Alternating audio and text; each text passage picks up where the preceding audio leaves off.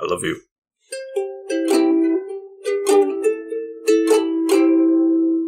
Welcome back to the Couch Potatoes, to another riveting Batman playlist episode. I am the Green Traveler from Lorsch. And I am the Faceless Leon. This is a podcast about movies and TV called Green and Faceless on the Couch. And we are talking about Batman, but it is a little bit different today. A little bit. Because we're talking about a different Batman. Yes, some of you, pretty much everybody knows Bruce Wayne as Batman. A lot of people do not know the many other people who have been Batman. You know, you got Dick Grayson stepped in many times.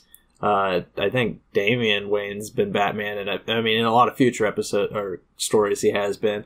But some of us 90s kids and early 2000s kids, we remember a little guy named Terry McGinnis. Yeah, if you didn't remember his name, you remember his look.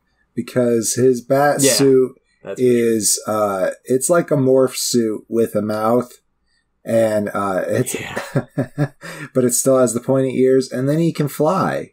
And I had the McDonald's toy that like you could launch him, and that was fun. Nice. Yeah. See, I always remembered liking the animation of Batman Beyond, because that's what this is. It's a Batman Beyond film. That's right. We're talking Batman Beyond: Return of the Joker.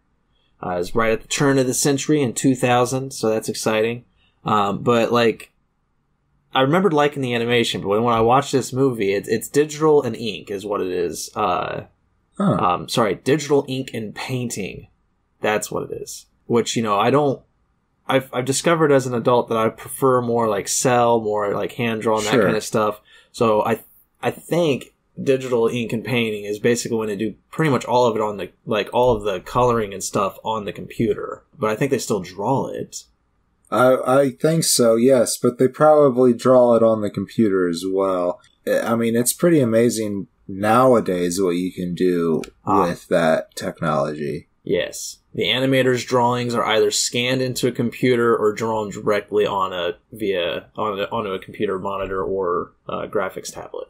Wow. And then they're colored and everything's done on the computer, which, you know, I know it streamlines the process. I know it makes it much easier to do animation, and for some people they might prefer that a lot more, but like, I don't know, there's something that feels lost to me, like a I don't know, not a grittiness, but like, you know. Sure. I feel like there's a sharpness to this particular style of animation. I feel like this is where they're first starting to figure out what to do with that technology. Right. Yeah, it still feels a little dated. I can feel that, at sometimes, but I think it's mostly in the background. I don't feel that way with the characters. That's fair. And honestly, like, again, like as you said, I remember Terry McGinnis, but that's a name that I have to, reach for. Right, yeah. It's not a name that immediately jumps to my mind. It's not Bruce Wayne. Yeah, or Dick Grayson, or Tim Drake, or like, all of them are really well thought out names. And then Terry McGinnis, while a good name, I don't know, McGinnis is hard to remember that. You know, if it was like Terry Turner. For our, I don't know why, but McGinnis, it's not a Bam Pow name. It's not a Bam Pow name. And not to say that that's a bad thing, because I like the name. I like you said, it doesn't stick in the brain. Yeah, it doesn't. It just doesn't seem like a comic book name, because you typically go with like an alliteration, like Peter Parker, right, or something like that. Something that rolls off the tongue really well. And maybe they're getting away from that. Maybe they're like, oh, we got to get out of this cliche. Not really. It seems like even. Oh, I guess I was doing the laundry. My dryer just went off. Oh, but even we're professionals. Even with even that they're bringing in more diverse characters and like, doing all this stuff, they're still using names that are very easy to roll off the tongue. Like even with like Asian names, the new Brazilian Wonder Woman, what's her name? I really like her.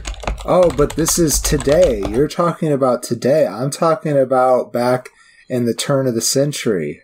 We can say that now. Oh, they were trying. Oh, I get what you're saying. I thought you were saying maybe they're trying to get away from it today. No, but like, I do want to give a shout out though to Brazilian Wonder Woman, Yara Flor. I love Yara Flor. She's more recent. I haven't read a lot of her stuff now, so I could be like pissing off a lot of people who don't like her now because of like newer issues. I just like read the first 2 issues she was in, was like, hell yeah, she's pretty cool. Nice. Nice. And now does she? It was a future state. I'm just curious. Does she, it's a future state. Okay, so she replacing or like alongside, or we don't know what happened to Diana, or is this relevant to the episode? It's not relevant to the episode. I don't remember it at all. All I was saying was like they're still using names that are like easy to roll off the tongue, like Yara Flor. Even though I didn't remember her name, I only read 2 issues. I wasn't going to point that out, but I did think about it. But like even though I'm saying all that about Terry McGinnis, like it's still a good name. I'm not going to knock shit on that name. It's a pretty strong name. But what I remember most about Batman Beyond, the point I was trying to make before I wandered off like an old man, is that I love his suit. Like you said, you probably remember his suit. I remember playing Arkham, the Arkham trilogy, and my main goal was to unlock that damn suit. I remember. Because it's so fucking great. Like, I don't know what about it. It's just so... I mean, it might just be because it's skin tight, you know? Oh, yeah, but, maybe. Yeah, I like that. Especially the Batman in the Arkham series, man. He's Ripley. I know. So, well, speaking of the Arkham series, we do get, and speaking of just the Batman animation in general, we do get the great Kevin Conroy back as Batman. We do. In the Batman Beyond universe, this is in the future. That's right. And Bruce Wayne has aged. He is no longer physically able to be Batman. Right. And he has taken on this protege of Terry McGinnis. Correct. Other Batman characters like Dick Grayson, he's gone off to Bloodhaven. They mentioned that he's gone to Bloodhaven in this movie, but that was like 40 years ago. Right. So, like, who knows where he's at around. now. He's still around. At one point, Commissioner Barbara Gordon. Yeah, I love that. Tells Terry McGinnis to look up Dick Grayson sometime. He sure has some stories about Batman. and Barbara here is played by Angie Harmon. But when they do it, they have a scene of younger Batgirl, younger Barbara Gordon. Right. That's played by the great Tara Strong. Of course. Love Tara Strong. And then, the movie's called Return of Joker, so spoilers, but Joker's in it. I mean, surprise. And of course, they brought back Mark Hamill for this. It's only 2000, so. Right. Gotta love Mark Hamill as the Joker, and honestly, every time I hear it, it's like, I think this is the best he's done as the Joker. Except for this time. Even though I really like him in this, I think this one felt more just like run-of-the-mill. Right. He put on some age to the voice, I think, maybe? Like, there's something slight difference. Yeah. Yeah. It's still good. I liked it. I'm not knocking it. I liked it. I'm not going to say that it was his best performance, because I won't now. But because it's not. But I do particularly like this story with the Joker, and I really liked it the first time I watched it until it gave me a recurring nightmare, which I'll talk about later. We should talk about the plot first. Yeah, see, I've never seen this. This is the first time I ever watched it, so this was very fun. I watched a lot of the Batman Beyond episodes, but I don't remember them because it was at a point of childhood where I was just absorbing TV, and almost all of that's lost. This is much more dark. Yeah, I know. This was crazy, much dark. Twisted. I can't speak English. Much twisted, crazy. Wow. Yeah. Did you want to synopsize, or shall I? I can do it if you don't mind. I have seen it a few times, so by all means. First off, I'm gonna say it might not be tater tot friendly. I mean, if your kid is good with darker stuff, then maybe. But like I said, it gave me a recurring nightmare. So. Yeah, they made changes to it because of I think it was Columbine. There's fear of violence in children's shows, children's movies, and everything like that. So yeah, they made changes that we'll talk about when we get to that point in the synopses. Okay, so as we said, Terry McGinnis is the protege to Bruce Wayne's Batman, and he, throughout the show, has run-ins with this Joker gang. They have this hyena boy and a scarecrow, lanky scarecrow character, like a strongman character, and this big guy with a clown mask on. And then the two Dee-Dees. You can't forget the two Dee-Dees. You can't. And Hyena Boy, by the way, is Frank Welker. Oh, really? he also did Ace the Bat Hound, Bruce Wayne's dog. Oh, wow. That's great. Yeah, and I love that Ace was in this. Yeah, I love he's in so many things and all he does is just animal sounds. I mean, he's such a great voice actor, but like all these movies and shows are just like, we want you. You're so fucking great at animal sounds. And he's just like, oh, okay. I mean, you know, pay me. And then they give him his paycheck, and he's like, "There we go. That's right. That's right. I'm Frank Welker, motherfuckers." Okay. I was Fred and Scooby. The two Dee-Dees, they are both played by Melissa Joan Hart, by the way. Just to throw that out there. And I didn't even notice that. Yeah. I don't know if it's there to notice, really, but like she like talks and argues with herself. Not herself, they're twins. And they're like Harley Quinn knockoffs, really. Knockoffs? More like descendants. Yeah, that's true. That's at the very end, yeah. At the very end, you find out that their aunt is Harleen Quinzel, voiced by Arlen Sorkin in this. That might be the young version because she's actually in this too, which is kind of weird that Tara Strong did it. She's already in this. I think she did both, actually. Oh, the younger version? I think Arlene Sorkin did. I will believe that. So, they are stealing this like high-tech technology, which is not their usual thing. And he keeps on kind of thwarting them. And their new boss, dun dun dun, is somebody claiming to be the Joker, who hasn't been, would have to be in his late 80s by now.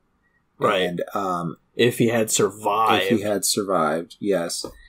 And so he's angry with them for their constant failure, so he decides to finally go public. When that happens, naturally, Terry approaches Bruce to talk to him about his old nemesis, the Joker, who this person is impersonating, and Bruce is all very quiet and broody about it. And the mystery of this story just keeps on unfolding in front of Terry McGinnis until Bruce gets attacked by this Joker fellow and then almost dies and has to be saved by Terry. And then he's like, okay, I'll tell you. But really, he has to get most of it from Commissioner Barbara Gordon. And I don't know how much of the story I want to Bruce tell. Is still closed off. What? Yeah, Bruce is, very closed off. He's always so closed off. Now, I do like, because Bruce, the big part of the story is that this Joker, the Joker that has returned, that is, is leading the Jokers gang, and that's Jokers with a Z. Oh, is it? Why not? Oh my god. Yeah, that was a Batman Beyond thing. But he's the new leader of the Joker's gang, but he clearly knows that Bruce Wayne was Batman. Yeah, he does. That's the big thing. When he attacks Bruce Wayne personally, he attacks him in the Batcave. That's true. And it's just like that's like the scary part. Is just like, you find out it's just like, oh fuck, what would Joker do if he knew the identity? And there's a lot of comics too where the Joker just doesn't want the identity. He just wants this to be a big game between the two of them, but like if he ever knew who Batman was, he would be pretty pissed off because he's like, well, that's no fun now. He's just like, now I just go kill a guy and that's it. So the story does kind of revolve around Tim Drake a little bit, and to talk about my nightmare, I have to talk about what happens in the past.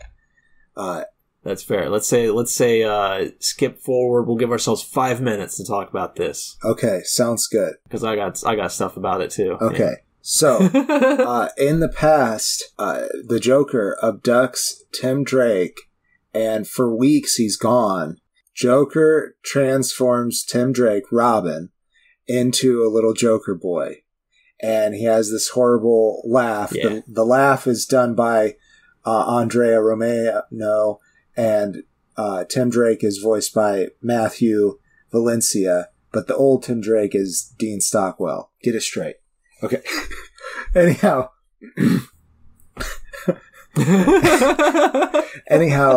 yeah. So the scary thing with this little boy just laughing until he's cry laughing because he does a bad thing, which is a good thing at the same time. Right. That vision of Robin turned into the Joker is the center of my nightmare. So, me and Batman in my dream were going around like this cabin in the woods type thing, trying to figure out the Joker problem. And there was like crazy Joker fireworks aimed at us and stuff like that. Anyhow, we ended up at like the lakefront at this pier, running away from these Joker zombies.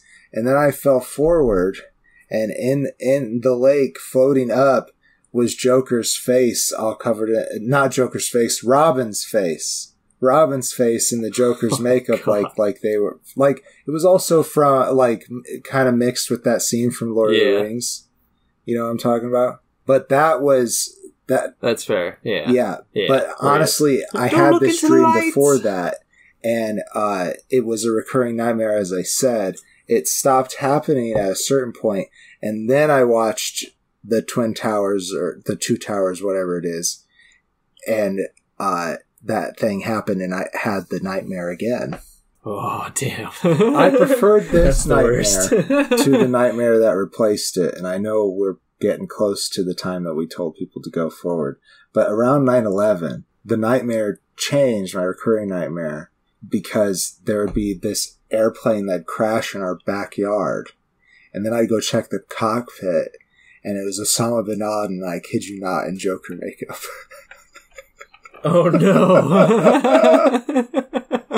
That was my recurring nightmare for a while, and I was like, man, I gotta shake this nightmare. It is too much. A true American nightmare. Yeah. Well, but like, you know, wow. Oh man. And I want to say, since we told people to, jump forward, this clears me up to say that in that past story, as we said, Tim Drake was kidnapped by the Joker. Right. The terrible thing that was also a good thing that you mentioned, if you really don't want to know this, go ahead and skip towards the end of the, spoiler warning that we gave you. Because that good action, that's also a bad action, was, he was mentally tortured by the Joker into basically being a Joker kid, one of his henchmen, his son, kind of thing. Yeah, his son, and the Joker's like screaming at Batman. He's just like, or screaming at, saying, "Kill Batman!" You're like, do it, shoot him. And Tim Drake is able to somehow power through all of like the pain and the torture that he's been through and shoot the Joker instead. Yeah, that was what was changed because of Columbine. That specific action. The studio forced them to be like, all right, that's too much. We can't do that kind of violence in this kid's show. They just had him, like, I can't remember. They had him like get electrocuted, but see if I can find it here, because it wasn't a death. They just like changed him to getting electrocuted somehow. Huh. And like disappearing. I kind of do recall it being different now that you say it.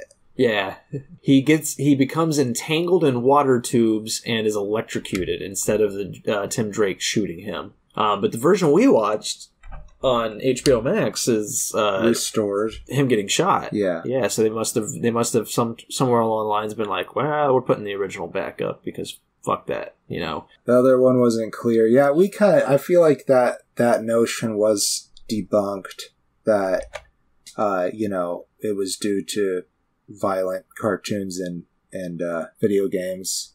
I mean, somebody should be telling these people don't do that, and I think they are at the same time, and they're doing it anyways. So yep, we'll step off the soapbox then. Yeah, I really like the violence, the darkness of this movie because it's like it has a bit of the Jason Todd story feel.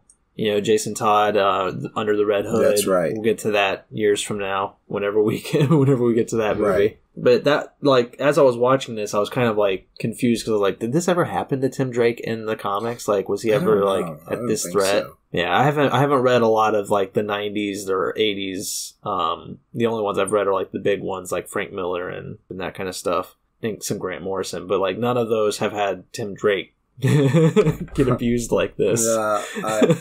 I don't think so. I think it's just the animated version of this too.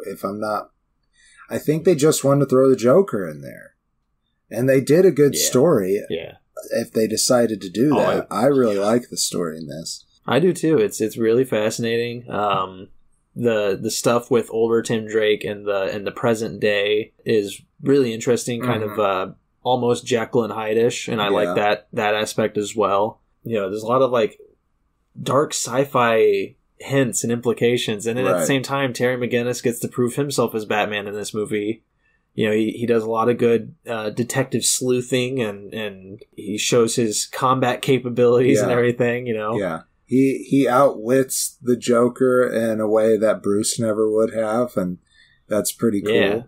Yeah, I really liked it. It was really fascinating. And, I mean, man, are we ready for closing statements on this? I think so. Yeah, because I do recommend it. I recommend it wholeheartedly, so it's like, it's not... Yeah, I would agree. It's not tater tot friendly. I would say it is with parental guidance. Like, you know, maybe watch it first, and then you can watch it with your kid if you think they can handle some of the darker stuff. Yeah. But it's a very darker film, and I really enjoyed that. And I don't think we mentioned, maybe we did, but Will Friedle. Oh, that's right. Is that his name? Yeah, Will Friedle. Yeah, yeah. I think that's right. Yeah, he is the he plays Terry McGinnis in the show too, right? Like, yeah. I think so. I believe that's true. Yes, it says right here on his under the voice cast that he did Batman Beyond 1999 through 2001. He was also Ron Stoppable on Kim Possible. Call me, beat me, if you want to reach me. Oh, and then also, if you might know his face, he was on Boy Meets World. Eric Matthews. And Critical Role. And Critical Role. That's probably where I'm most familiar with him. But I did watch Boy Meets World and obviously Batman Beyond and Kim Possible. So he has been... I don't think I watched Boy Meets World, but I watched the others. He has been a figure in my life. That's for sure. He's one of those that, like, I didn't realize I knew because it's like, I don't know, I'm sure I've seen him in many other stuff, but like when I was watching Critical Role regularly and he was on there and, you know, I was laughing and having a good time with Will Friedle, then I was just like, when I watched this, I was like, oh, Will Friedle's Terry McGinnis. And then I was, oh, he was always Terry McGinnis. Interesting. I never knew. But yeah, he was definitely in my childhood. I really do love Batman Beyond. I kind of like got the urge to rewatch the animation while watching this movie because that's how, you know, good it is. You don't need to watch the show, by the way, to enjoy this movie. I will say that the first 30-ish minutes do feel a little weird. Yeah. Because it's kind of like, you feel like you're missing the beginning of the story, even though you're right at the beginning of the story. But I don't know. I enjoy these kind of future tales where you get to see where all these familiar characters have grown, what's going on with them. I like Bruce Wayne's, you know, development into an old man. Yeah. He's still relatively badass with his own intelligence, but, you know, Terry McGinnis got to stand alone. I really like that, so I give it 3 stars. Yeah, this movie, I'm gonna give it a face and a half. This is a childhood favorite. It obviously had an impact on me. I will say that, like, the twist of the plot is fairly obvious to the adult mind, but as a kid, it fucking blew my mind. I really like this movie. I think I avoided it for a while because I was worried it wouldn't hold up, and I still think it's very good. I guess that's all I gotta say about it. But yeah, I think that's been the show then. Yeah, I guess so. Definitely go out and check out Batman Beyond: Return of the Joker. Indeed. Did we even mention who directed it? Does that matter? I don't know. Oh, no, it's animation. There's probably like 5 directors. Kurt Gaeta. And also written by Paul Denny. Always Paul Denny. Dennyverse. The Dennyverse. Everywhere. And the Timverse. They both worked on it, but this one seems like it was more Paul Denny because it looks like he wrote the screenplay, but Bruce Timm helped with the story. I see. Gotta love them. Thanks for everything they brought to us in the animation world. Hell yeah. Because it's always fun. It wouldn't exist without them, really. No. And I don't know their past lives, so if there's some shit that they've done out there that, if they've been canceled, I'm only loving them for the animation right now. Right. If they are absolute sweethearts, then that's fucking fabulous. Yeah. We don't know these people, so I think that's the show. It is. Is this the end of the Batman playlist? No, we got now, one more. We're gonna hit up one more. Batman. I think it's the Mystery of the Batwoman, which I have definitely not seen this one. I don't think I have either. I'm very excited for that, but that'll be next week. So join us back here, Couch Potatoes, for that. Until then, if you've liked what you've heard, you can head down to patreon.com/greenandfaceless. Check it out. We got a lot of tiers there, a lot of subscription tiers. That's right. And they come with their own merchandise. They come with their own certain powers on our Patreon platform. That's right. Specifically, the lowest tier and all of the tiers get the ability to vote on a potato pick. That's right. Once a month. The first Thursday of every month, we put out a potato pick, which is an episode determined by our $5 tier and $1 tier and above patrons. That's right. They can make suggestions, and based off those suggestions, anybody that is a patron has the ability to vote. That's exciting. That is exciting. That's very exciting. You have so much control over us. That's right. We could watch really bad movies thanks to you. And we could also watch good ones if that's what you're into. Also, we're going to do here very soon, in the second half of this month, we are going to have a new episode that is Patreon exclusive, and we hope to do this on a monthly basis as well, just for those of you that want to give us their support so that we could say thank you. It's going to be us kind of just catching up, talking about the things that we have watched, typically TV for me, and theater movies for the Green Traveler over there. And we are trying to come up with a name for that. So there's a public poll up right now on our Patreon, patreon.com/greenandfaceless. If you want to help us figure out the name of this new show, you go on down there, free to vote. Check out the tiers while you're there. Thank you guys so much. Right. And that's what public poll means, right? They don't need to sign up. They can just vote. I believe they can just vote. I put it on public. You might have to have a Patreon account. I do not know. That's just putting in your email. Yeah, that's not necessarily signing up for anything. Or I don't even think you have to put your money information in. No, I don't think so either. I think you just put up a email account and a password, and then when you get the emails, you can just spam. That's right. You don't want to see that shit. Put it in spam, and then next time we have a poll, you can check it out. Exactly. Remember to check your spam file, everybody. But we love having y'all here. Thank you for listening. I am, and always shall be, the Green Traveler from Gorsh. And I am the Faceless Leon. We'll see. We'll see what I morph into. Safe travels, and good night. Green and Faceless on the Couch is a proud production of FictionWorks 19. Are you a fan of the show? Feel free to contact us at greenandfacelessfans@gmail.com or visit our Patreon page at patreon.com/greenandfaceless. Don't forget to comment, like, and subscribe, or rate us on Apple Podcasts. Thank you so much for listening.